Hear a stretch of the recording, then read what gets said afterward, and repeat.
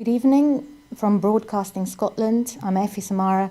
This is Scotland at 7. Apologies about this delay. We did have a little bit of a technical fault, but hopefully we're on the right track.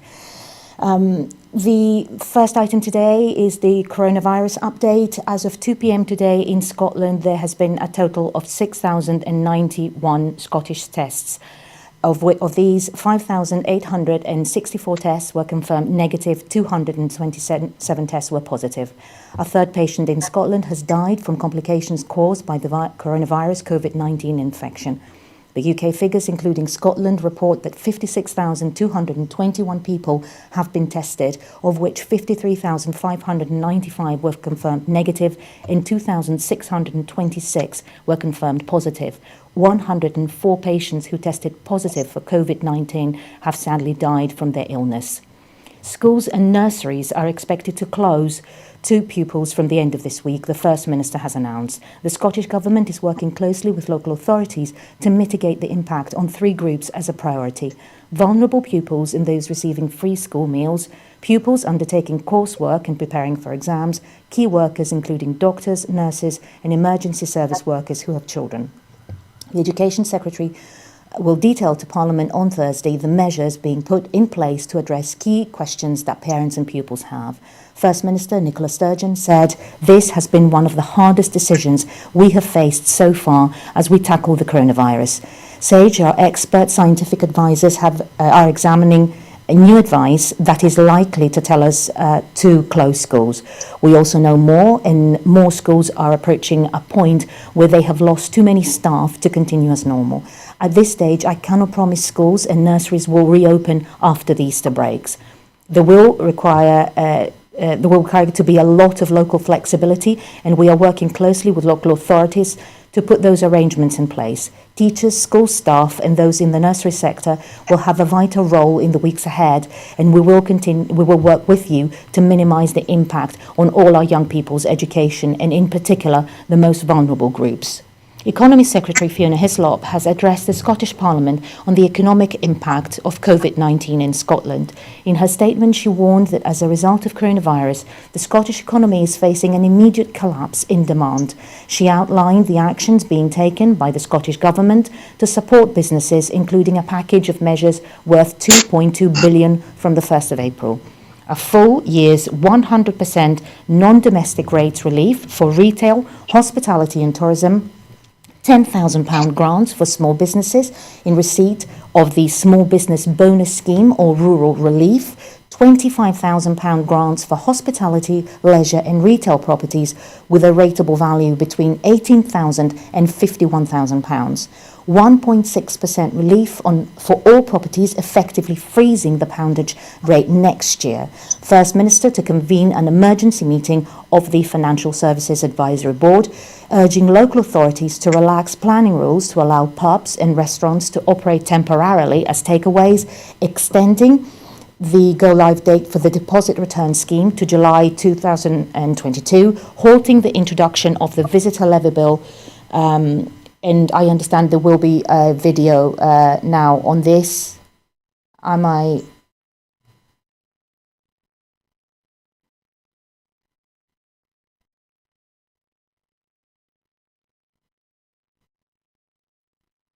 No, sorry, we don't have the video. So we go on to our next item. An additional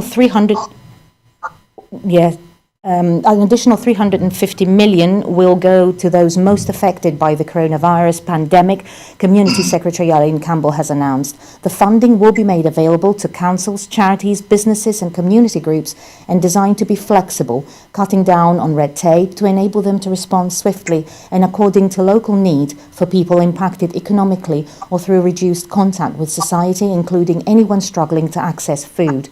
Ms Campbell said allowing a high level of flexibility was the best way to ensure they were most effective. She said, "This pandemic will disrupt lives like never before and cause financial hardship and negatively impact on our well-being.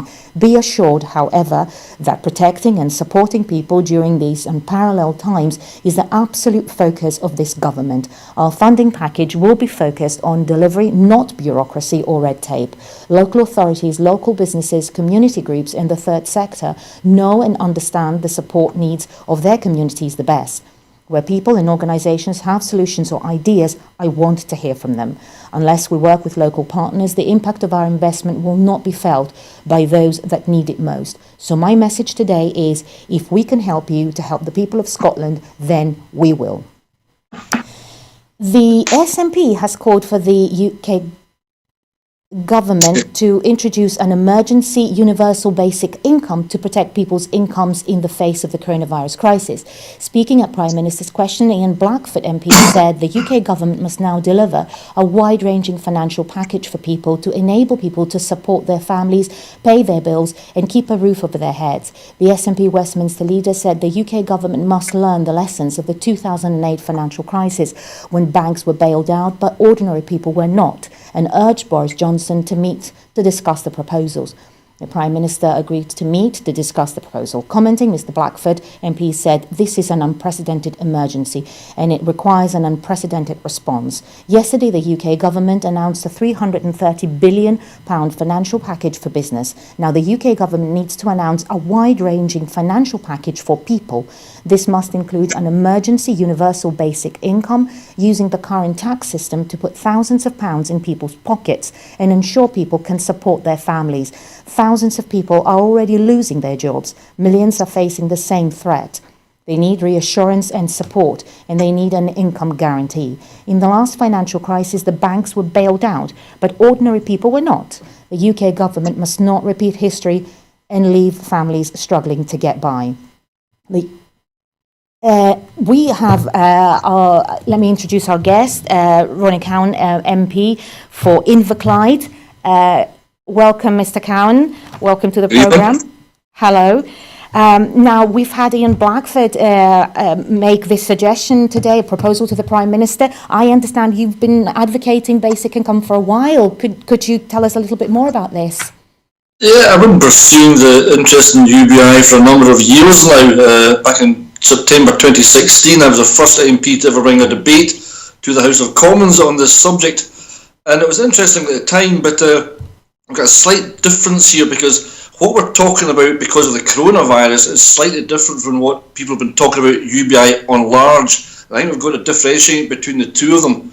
Right now, because of COVID-19, we're looking at very unusual times and extraordinary measures have to be taken to offset the damage we perceive will be caused to our economy and to the people who are part of that, who contribute to the economy day in, day out. So we heard the threat of jobs losses, and I don't want to scaremongering here, but we have to be realistic. Already people are losing their jobs, and that's going to continue for a period of time. Now, I hate that period of time worries me because we can't quite define it yet. We're trying to put in place here an economic solution, but we don't know how long it's going to last for. So people are talking about a temporary UBI. But let's say it's just for 1 month or 2 months. What that's designed to do is to offset the harm when people suddenly find themselves unemployed. That's what they're talking about today. The situation would be because all across the United Kingdom, our services, from our health service to our job centres, everybody, people are going to be off sick. That's going to happen. So if we've got a sudden curve of people finding themselves unemployed and then going to the job centre, and the job centre understaffed, the pressure on them is going to be immense. So what we're trying to do here is say, what's a nice, simple, basic solution to this problem? Now, they're talking temporarily. So a UBI, or unconditional or universal basic income, whatever term you want to use, is a safety net which ensures that nobody goes hungry and nobody gets thrown out of their home. Now, in the long term, it's slightly more than that. It's a policy which would underpin any other social security system which allows people freedom of choice into what sort of career they have, whether they go back to education or not. And the important thing being from a long-term point of view is if you then pick up employment, you're not penalised for doing so. You don't lose your basic income. But the short-term thing, which Ian was talking about this afternoon, what a lot of people have jumped onto, is a slightly different concept. Right. I was just wondering. So, in the context of what Mr. Blackford was saying, and obviously, as you said, this would be a temporary measure as it is announced today. What's your feeling? Do you think that this will be received positively by Westminster? Well, the Prime Minister's answer wasn't completely negative. I've been subject to that in the past. When he's put on the spot, sometimes he will think, well, actually, that's a fairly reasonable argument. And then when he goes back behind closed doors and talks to his advisors, it just gets dismissed. So I honestly don't know how it will be received. For this to happen, to this safety act to be put in place in the timescale we need it put in place, there'd have to be quite a step change in thinking within the Cabinet. In 2016, we had this debate. It was Damien Hinds who was responding on behalf of the government, and they were just not having it at all. But it's not a political debate as such. There's support for a UBI right across the political divide. Some right wing, some very left wing agree on it, and there's a sort of coming together. But their perception of what it will actually be may actually be a slightly different thing. For this government to take this on board, they're going to have to get their head around it pretty quickly and decide how they're going to fund it, but it can definitely be done. Right, and well, I'm going to ask you the difficult question now. In terms of, well, supposing or imagining that they may decline the proposal, obviously given their usual arguments about, the financial strain that we are in at the moment and the aid packages that they've just put together. Do you think there might be any scope for the Scottish Government to act on these proposals and rescue some of the people struggling at the moment? Well, first of all, I'm not buying the argument that they don't have the money to do this. Up until now, one of the reasons for not funding any form of UBI is they simply can't afford it. And then yesterday, £330 billion. Now that's money they're going to offset, they're going to lend to people, so I get there's a slight difference here. But when they want to make money available, they can make money available. The bankers' crisis was £500 billion bailout. Yes, and that was never put in question, was it? They just went ahead and did it. No, so the idea they can't afford to do it just doesn't wash. Whether they want to do it ideologically is a different thing. They'll put up arguments against it. The old chestnuts will all be wheeled out again.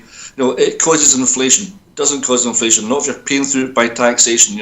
It makes people not want to work. Absolutely does not. What it gives is people the confidence to go out there and seek work. So they'll put all of those things in front of us. Again, the idea of one for the summer period for maybe a couple of months is somewhat, will hopefully offset those initial arguments. If they want to do it, they can. Second part of the question, could the Scottish Government do it on its own? I have to look at the figures. The amount of money which is coming to Scotland as a consequential of that money is a different thing. That's to help businesses. That's to do with businesses, isn't it? Yes. So they don't have to pay rates and so on and so forth, which hopefully will keep businesses afloat and keep people in work, so they don't have to rely on UBI. But the Scottish Government, I don't think they've got money within Scotland to fund it just within Scotland at this short notice. Of course. The interesting thing, we've been trying to run UBIs across the world for some time. And the pilots we've run have given us different bits of information depending on where they've been run. Some run in third world countries who found what it did was it empowered women to become more of their community, because it took away the fact that the man was the earner within the town. There's a big argument about it being very positive for certain groups, women. We looked at the Finland experiment. It wasn't run particularly well, didn't give us great information. But look at Alaska. Alaska's got basically what's a UBI running all the time to encourage people to go out and live there. Everybody gets a lump sum every single year. So that's the sort of path we want to go down. That's brilliant. Thank you so much for your... We've got the control have just reminded me that this has actually been suggesting by Andrew Yang from within the White House. And given what would be your thoughts on that, given that and the Trump administration and their feelings on that? It goes further back than this. UBI is not a new idea. Been for hundreds of years. Nixon got very close to implementing it in America when he was president and backed off at the last minute. I think I'm right in saying Congress blocked it. I have to check that. But Andrew Yang, UBI was a big part of his campaign. I buy into that absolutely. Interesting, I think Joe Biden has now picked up that and said, you know what? this isn't such a bad idea. This isn't a bad after idea, all. yes. So maybe we'll get carried forward from there. I say America's been close to this, different countries have been close to this. We're trying to run 4 pilots in Scotland right now. One in Glasgow, one in Edinburgh, one in Fife and one in and one in Ayrshire. So we're already in the planning process. So we've got a pretty good grasp of what is required. But running a pilot project and running something in a full scale in the United Kingdom is a different thing. In actual fact, running one full scale across the United Kingdom could be the best pilot project we ever run, because we will learn how an entire foreign nations reacts to having it done, as opposed to segments of your society, which is a much harder thing to gauge. Of course, of course.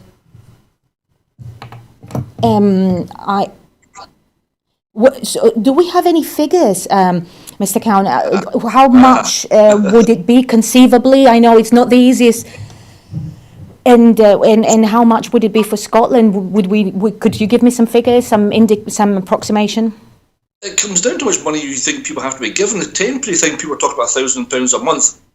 It can go much bigger than that. It depends how much you're prepared to tax to pay for it. The last figures I saw were high. There's an article in the Financial Times this morning. Susskind, I think, wrote it, and he's a professor of economics at Oxford University, so he knows a lot more about this than I do. And he was talking figures of £60 billion a month. Now, I don't know how much that was given to each individual. So they're big chunky numbers, depending on how much money you want to hand out there. But you've got to ask yourself this other question: what if we don't? What happens to people who lose their job? Currently, the time it takes for people to get any sort of benefit through, any sort of social security through, can be 4 or 5 weeks, as we know. So what happens if we don't? What happens if we don't have a safety net in place for everybody? And it is for everybody. A full-scale UBI, every single person gets paid it. And as you get later, it becomes your pension, And as you're younger, at 16, 17, it's slightly less money. But what it does is it gives people opportunities in life. So in your formative years, when you're 16, 17, 18, 19, you can decide, what am I going to do with my life? Without the pressure of feeling you have to make a decision then and there. Because this safety net is saying, you won't go hungry and you'll have a roof over your head. It is basic. It's absolutely basic. It's not going to make anybody rich. But what it does is it gives people choices as to what they want to do with their life. And I'll give you a very quick example, if we've got time. When Harper Lee was trying to write the book To Kill a Mockingbird, she was struggling to write it. And the people who were employing her as a babysitter said, take a year off your full-time job, and she worked in an accounts office. We will give you a year's salary as your Christmas present. And in that year, she wrote To Kill a Mockingbird. Now, absolutely, yes. I'm very familiar with the story because I know I've read it, and yes. It frees people up to make choices in their life, but that's the bigger concept, and it goes way beyond what we're trying to do this summer. This summer is about offsetting the potential harm which is coming to a lot of people across the entire United Kingdom, which will be brought on by businesses going under pretty quickly because of the COVID-19 crisis that we're facing. And obviously, as you said, the question is, if you don't do it, then what are the alternatives? Because going through the universal credit system or other systems to do with sick pay, which, as we know, in the UK is lamentably low, compared to places like, I understand, Ireland have just raised it to €257 a week, I believe, Denmark as well. So if you don't do this, what is then the alternative? What do you do? And given the urgency of the situation at the moment, we're looking at people not simply under just financial strain, but destitution. Yeah, I mean, the situation obviously with COVID-19, everybody's focus is on the physical aspect of it, because it can kill people and it will kill people. We know that, potentially in very large numbers. But the mental strain that everybody's getting put under, trying to protect their loved ones, their family, their elder members, and facing possible redundancy, there's going to be a mental health crisis. But knowing there's a safety net in there for them if it comes to that situation will help alleviate that as well. So it's not just about the financial aspect of it, which I can understand a lot of people are going to get very wrapped up in. Universal basic income does an awful lot for people's mental health. There's a security. It tells them you can sink, but you'll sink no further than this, and you'll be safe, and we will look after you. So it pays back society in so many ways. Fabulous. Thank you so much for your contribution this evening. And we are. You have a good evening from us, and we are ready now to move on to our next story.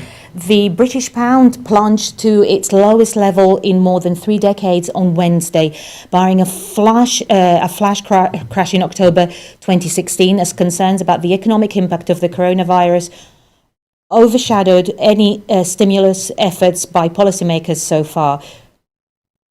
Sterling has been under selling pressure since last week after it hit a 2-month high above $1.31, and the sell-off accelerated on Wednesday as traders dumped positions across the board. Against the dollar, I do apologize. Against the dollar, the pound plunged 2.5% to $1.1744. Its lowest level since October 2016, the 2016 flash crash, barring the low. We've just been through this. The pound has been hung out to dry as the insatiable appetite of the US dollar continues as a liquid funding currency, as the huge market sell-off is leading to a scramble for dollars, despite the efforts of central banks to stem the tide, said Phil McHugh, chief markets analyst at Currencies Direct. Traders shrugged aside news that Britain would launch a £330 billion lifeline of loan guarantees and provide a further £20 billion in tax cuts, grants and other help for businesses facing the risk of collapse. While long positions in the pound have reduced to some extent, they still remain near their highest levels in 2 years, according to the latest positioning data. Demand for dollars was rife in central bank dollar operations across the board. Banks borrowed more than $15 billion from the Bank of England's US dollar repo operations on Wednesday, part of measures announced by 6 central banks to keep the financial system working during the coronavirus outbreak. But that failed to calm a broader sell-off in bond markets, with yields on 10-year British government bonds spiking to the highest level since January 2020. The main reason for dollar demand is liquidity concerns, as in volatile times, companies and investors need dollars to settle transactions. And as long as these concerns persist, we expect the pound to remain on the back foot, strategists at USB Wealth Management said in a note. Talk of an imminent London lockdown announcement after the number of confirmed coronavirus cases in the United Kingdom jumped to 2,626 weighed on sentiment. Against the euro, the pound weakened at 1.13% to 92.13 pence. On to Russia now, and Russian media have deployed a significant disinformation campaign against the West to worsen the impact of the coronavirus, generate panic and sow distrust, according to the European Union document seen by Reuters. The Kremlin denied the allegations on Wednesday, saying that they were unfounded and lacked common sense. The EU document said the Russian campaign, pushing fake news online in English, Spanish, Italian, German and French, uses contradictory, confusing and malicious reports to make it harder for the EU to communicate its response to the pandemic. A significant disinformation campaign by Russian state media and pro-Kremlin outlets regarding COVID-19 is ongoing, said the 9-page internal document dated March 16th, using the name of the disease that can be caused by the coronavirus. The overreaching aim of Kremlin disinformation is to aggravate the public health crisis in Western countries, in line with the Kremlin's broader strategy of attempting to subvert European societies. The document, produced by the EU's foreign policy arm, the European External Action Service, said a specialist EU database has recorded almost 80 cases of disinformation about coronavirus since January the 22nd. Kremlin spokesman Dmitry Peskov pointed to what he said was the lack in the EU document of a specific example or link to a specific media outlet. We're talking again about some unfounded allegations which in the current situation are probably the result of an anti-Russian obsession, said Peskov. The EU document cited examples from Lithuania to Ukraine. It said that on social media, Russian state-funded Spanish language Spanish language RT. Spanish was the 12th most popular news source on coronavirus between January and mid-March, based on the amount of news shared on social media. The European Commission said it was in contact with Google, Facebook, Twitter, and Microsoft. An EU spokesman accused Moscow of playing with people's lives and appealed to EU citizens to be very careful and only use news sources they trust. Pro-Kremlin disinformation messages advance the narrative that coronavirus is a human creation weaponized by the West, said the report, first cited by the Financial Times. It quoted fake news created by Russia in Italy, the second most heavily affected country in the world. The health systems would be unable to cope, and doctors would choose who lived or died because of the lack of beds. The EEAS has also shared information with Slovakia over the spread of fake news, accusing the country's Prime Minister, Peter Pellegrini, of being infected with the virus and saying he may have passed on the infection to others at recent summits. EU leaders have been conferring by video conferences since early March. Facebook is our next item, and a Facebook spam filter that went haywire on Tuesday evening and began removing many perfectly acceptable posts was unrelated to coronavirus, the company said. All the removed posts have been restored, a Facebook executive said, attributing the removals to an automated system. Despite the fact that many of the removed posts were related to the coronavirus, the company says that was simply a coincidence owing to the fact that so many posts on the site are related to the pandemic. Guy Rosen, the social network's head of platform integrity, said, "We've restored all the posts that were incorrectly removed, which included posts on all topics, not just those related to COVID-19.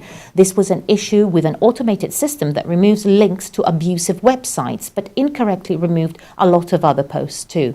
Facebook said this week it would be sending all of its contracted human moderators home. The company cannot offer remote working for its moderation staff owing to privacy considerations over the material they handle, and so its moderation work will be done exclusively by permanent employees for the foreseeable future.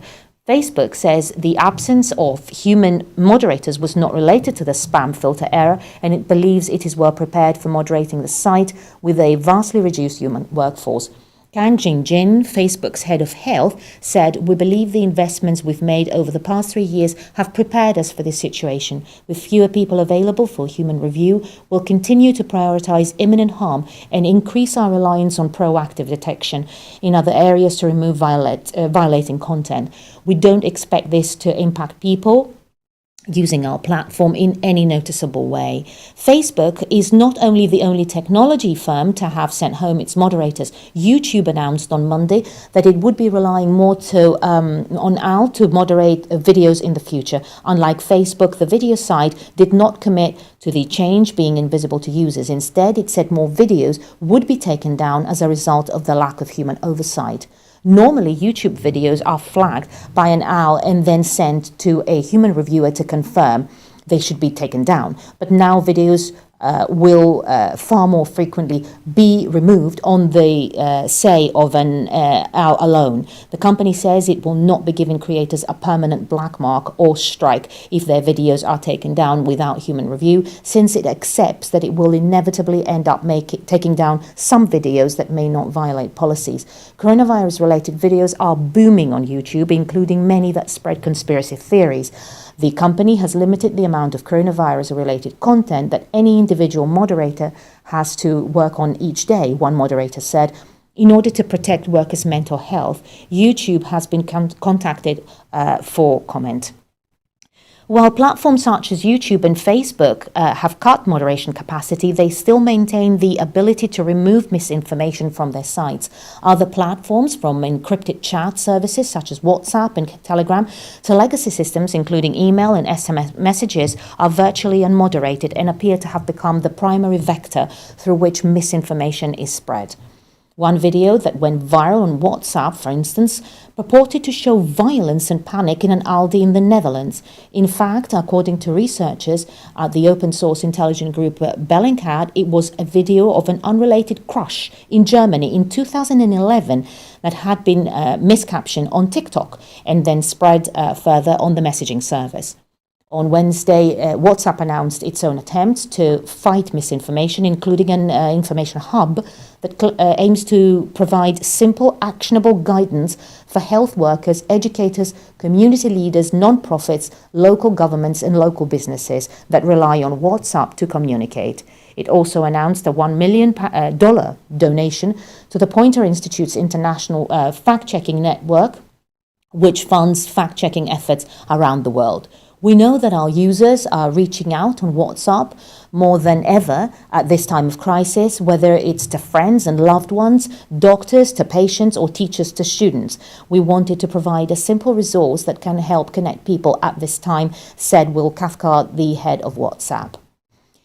Glasgow Kelvin SNP MSP Sandra White has condemned the attack on a Chinese student this week on Dumbarton Road, which Police Scotland are treating as a hate crime motivated by the COVID-19 pandemic. Commenting on the incident, Ms. White said, "This is a disgusting attack and will not be tolerated. To attack an innocent person in the street for no other reason than sheer ignorance is utterly appalling.